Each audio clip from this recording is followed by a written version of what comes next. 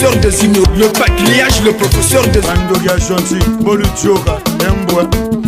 Prenez ce CD, mettez-le dans une église, dans une maison reine de catholicisme, fouillez, laissez le CD. L'église catholique, c'est une salle d'entente pour aller en enfer. Ah oui? Ah oui? Mettez ça sur internet, je l'ai dit. L'église catholique, c'est une salle d'entente pour aller en enfer. Ah oui? Ah oui? Mettez ça sur internet, je l'ai dit. L'église catholique, c'est une salle d'entente pour aller en enfer. Ah oui? Ah oui? Mettez ça sur internet, je l'ai dit. Prenez ce CD, mettez-le dans une église, dans une maison reine de catholicisme, fouillez, laissez le CD. Je vais vous donner le dernier verset de la Bible qui cite Marie. Le dernier des versets de la Bible qui cite Marie. Et voilà Marie maintenant, le dernier verset biblique sur Marie ne montre pas Marie qui est en train d'être enlevée, mais dit ceci, Acte 1, 14. C'est le dernier verset biblique qui parle de Marie, mère de Jésus. Après cela, on ne parle plus d'elle dans la Bible. Acte 1, 14 nous dit, tous d'un commun accord persévérer dans la prière avec les femmes et Marie, mère de Jésus, et avec les frères de Jésus. Amen. La dernière partie de la vie de Marie révélée dans la Bible, c'est dans la chambre haute où on nous présente Marie en train d'attendre le Saint-Esprit avec les apôtres et les frères de Jésus. C'est la dernière fois que la Bible parle d'elle. C'est dans la chambre haute. On nous dit que Marie aussi attendait la promesse du Saint-Esprit comme tout le monde. Nulle part dans la Bible on nous dit après que Marie n'est pas morte, Marie a été enlevée dans les airs parce que son corps était glorieux. Nulle part dans la Bible. On est d'accord? Alléluia. Ensuite, la Bible ne parle plus d'elle. Pourquoi est-ce que la Bible ne parle plus d'elle après Acte 1, verset 14? C'est parce qu'elle avait achevé sa mission. Amen. Sa mission, c'était d'engendrer le Fils de Dieu et fini. Alors, vous êtes dérangés? Vous avez encore des séquelles? Des tchenga-tchenga. Encore. Voici notre vérité sur Marie. Elle n'est pas demeurée vierge après la naissance de Jésus. Je répète, Marie n'est pas restée vierge après la naissance de Jésus. C'est pourquoi il ne faut pas l'appeler Vierge Marie. Dis archi faux. Marie. Nulle part dans les actes des apôtres on a appelé Marie Vierge Marie. Ni Jésus ne l'a appelée Vierge Marie, ni Pierre. Personne ne l'appelait Vierge Marie, mais non, on l'appelle Vierge Marie. Non, elle était avant, comme beaucoup sont ici, qui ne le sont pas, qui sont vierges. Mais une fois que vous vous mariez et que vous avez un enfant, vous n'êtes plus vierge. Jésus avait pris la virginité de Marie en sortant. Qu'on ne nous montre pas une vieille Marie. Parce que, si ton fils a 33 ans, tu dois avoir dans les 50 ans. Si elle a eu Jésus à quel âge? Amen. Mettons que Marie a eu Jésus à l'âge de 20 ans. Amen. Et donc, quand Jésus avait 33 ans, au bas de la croix, c'était une femme de 53 ans. Mais regardez dans les films, on nous montre qui? Une maman trop jeune. Non, Marie n'était pas jeune. Et sachez aussi qu'elle n'est pas morte directement après la Pentecôte. Donc, elle a vécu longtemps. Peut-être qu'elle avait atteint 80. Moun est choqué, hein? Et Marie a bébé Zaï qui tourne bon mannequin. Omoni, image Marie a mannequin. Comment est Coco Marie? Toi qui as des demi-frères et des demi-sœurs, ne sois pas choqué. Jésus aussi avait des demi-frères et des demi-sœurs. Une autre vérité sur Marie. Elle n'était pas parfaite. Marie n'était pas parfaite.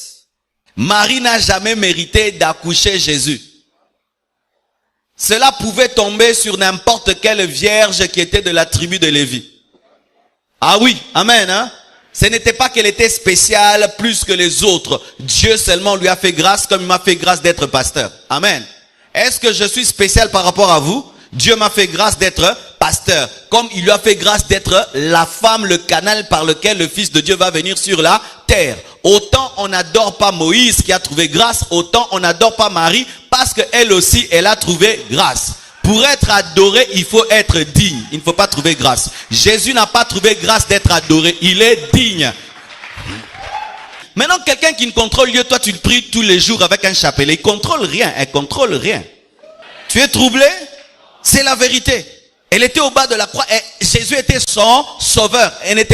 Jésus n'était pas seulement que son fils, c'était son sauveur, son seigneur, son maître. Il fallait que Jésus-Christ meure pour ses péchés parce que même les vierges ont des péchés. N'est-ce pas les vierges? Vous avez des péchés, non? C'est ce que l'église catholique a fait de Marie une déesse.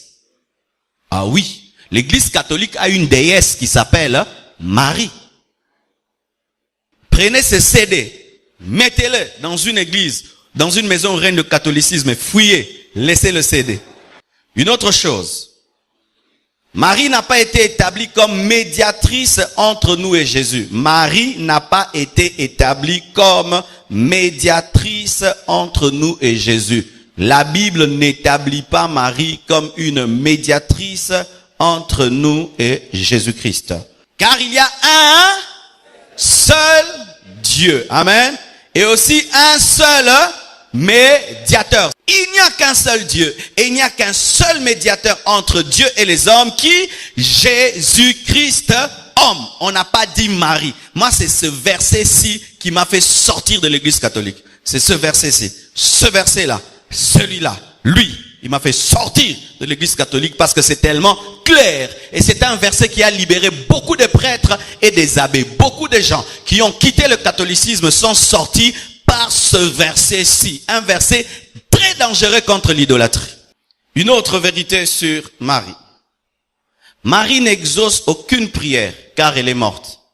Dieu interdit de prier les morts en faveur des vivants. Et comme Marie est morte, Marie n'exauce aucune prière. Parce qu'il y a des gens qui témoignent. Mais si vous dites que Marie est dans la fausseté, mais moi, j'ai demandé à Marie un enfant. Mais moi, j'ai demandé à Marie un travail. Mais moi. Mais le diable aussi fait des miracles. Dans les fausses doctrines, il y a des miracles. Ah oui. D'ailleurs, là, j'aimerais dire ceci. Comme la Bible interdit de prier les morts en faveur des vivants, lorsque quelqu'un prie Marie, il fait quoi? Il pêche. Lorsque quelqu'un prie Marie, qu'est-ce qu'il fait? Il ouvre des portes aux esprits de mort. Lorsque quelqu'un prie Marie, il fait du spiritisme. Et vous imaginez toute une église, on est en train de prier Marie.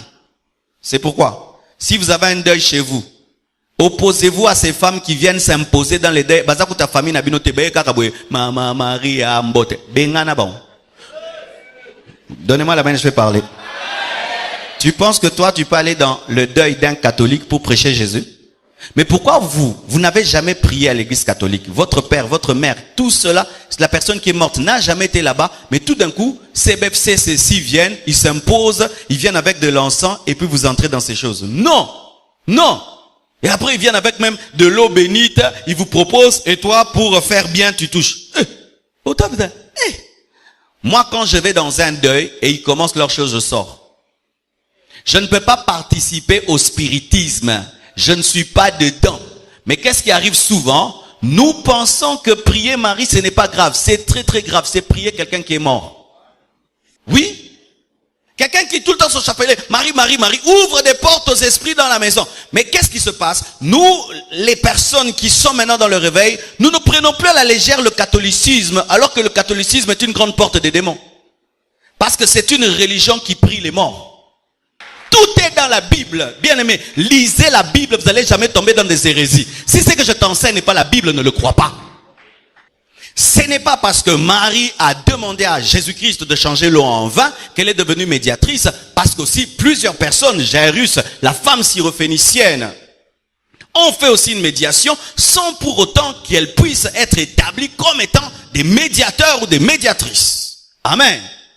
Parce que nous avons un problème, nous avons commencé à croire que les païens, c'est essentiellement ceux qui prient, plutôt ceux qui vont dans les bars. Non, un païen, c'est celui qui est en dehors de la sainte doctrine. Et il y en a aussi qui ont cet esprit-là même dans l'église de réveil. Ils viennent ici, mais après le culte, ils ont des petits rendez-vous avec des copains et des copines. Lui et sa copine et son copain prient à la compassion. D'ailleurs, vous êtes assis l'un à côté de l'autre. Bouzoba. Évite d'être trop cool, tu vas couler en enfer. Elle est très étonnée, Marie, je vous assure. Elle est très étonnée D'ailleurs, elle ne sait pas qu'on l'a pris. Savez-vous qu'elle ne sait pas?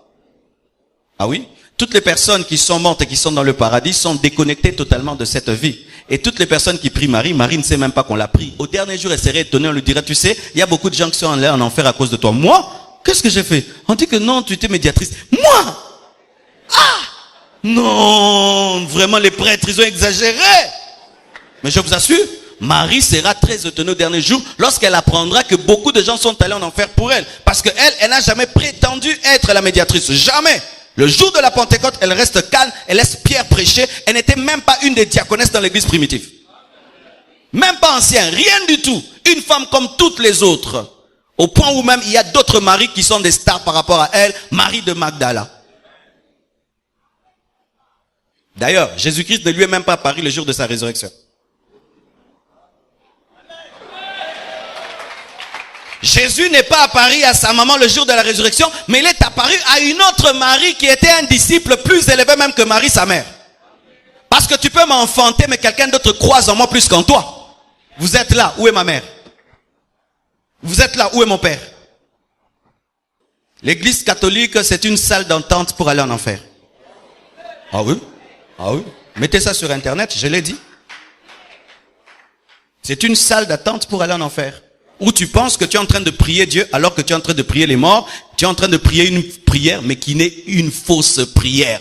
Inventée de toutes pièces qui n'est même pas dans les Écritures. Lisons la Bible sur cette prière qui n'est même pas une prière. Lisons Luc 1, verset 26 jusqu'à 38. Pourquoi ils ont enlevé toute cette adoration à Jésus-Christ pour la transformer en une adoration à Marie? Parce que l'église catholique n'est pas l'église de Jésus. Je répète, la Marie que l'église catholique vénère n'est pas la vraie Marie, mais c'est Isis, c'est Astarté, c'est Miramis, une déesse païenne derrière laquelle se trouve un démon qui exige le célibat des prêtres. Jamais je ne considérerai un adorateur de Marie comme un chrétien. Jamais, jamais, jamais, jamais. Même si tu as la douceur et une douce voix, jamais tu es perdu avec ta douceur. Un constat, remarquez. Avez-vous déjà rencontré un ami à vous qui dit qu'il est né de nouveau là-bas? Est-ce que tu as déjà entendu quelqu'un? J'ai abandonné mes péchés par la prédication du prêtre. Otikaki? Nakunando kangelote. Nando lala. Vrai ou faux? Quelle est cette église qui ne convertit pas les gens, mais les gens sont pleins? Tu as un ami, il vit dans le péché. Il prie là-bas. Tu as déjà entendu qu'il a pris une décision? Pourquoi? Parce qu'ils ne sont pas là pour vous amener au ciel. Ils sont là pour vous donner des écoles, des hôpitaux. Voici la stratégie du diable. Être là le jour de ta naissance, être là le jour de ta mort, être là pendant que tu grandis. C'est pourquoi quand ils viennent, ils font des maternités. Et à la maternité, quand tu nais, ils viennent, ils te font un signe. Et quand tu commences à grandir, ils font des écoles maternelles, secondaires, humanitaires. Et ce sont eux qui, jusqu'à la licence, t'ont éduqué. Et le jour que tu meurs, ce sont encore eux qui ont plus de faveur d'entrer dans les hôpitaux pour te faire le dernier signe et t'enterrer bien. Je suis chrétien, je suis né de nouveau. Je me suis baptisé après ma conversion, pas lorsque j'étais bébé. Car lorsque tu baptises un bébé, tu l'as lavé sans savon. Baptiser un bébé, c'est le laver sans savon. Baptiser un bébé, c'est le laver sans savon. Et c'est seulement laver le front. Un pasteur commet la pédophilie. L'église, c'est pas. Mais un prêtre reconnaît qu'il a commis la pédophilie pendant des années. Qui mien? Pourquoi? Ouvrez vos yeux, mes frères et sœurs. Si vous êtes dedans, sortez. Si ton père est dedans, ta mère est dedans, tous les jours dérange, tu dois recevoir Jésus. Discute la parole avec tes cousins, tes cousines qui prient là-bas, qui soient dérangés, même s'ils vont te haïr, même s'ils vont te tabasser. Ils ont entendu la parole de Dieu et un jour ça portera du fruit. Amène-les à douter de leur base. Ne les laisse pas tranquilles parce que leur sang te sera redemandé. Comme tu as entendu cette parole, Dieu te jugera si tes frères et sœurs continuent à prier là-bas parce que que tu connais la vérité et tu dois affranchir tes frères et sœurs. Nous ne recevons pas la parole pour nous moquer d'eux, mais pour aller vers eux et leur prêcher la parole. Et si tu ne savais pas discuter la parole, tu as maintenant des arguments solides pour les sortir de là. Et je te dis qu'au ciel, ils te diront merci. Au ciel, ils te diront merci. Au ciel, ils te diront merci. Vivez la sainte doctrine et vous amènerez les gens dans la sainte doctrine. Que Dieu vous bénisse abondamment. Prenez ce CD, mettez-le dans une église, dans une maison reine de catholicisme, fouillez, laissez le CD.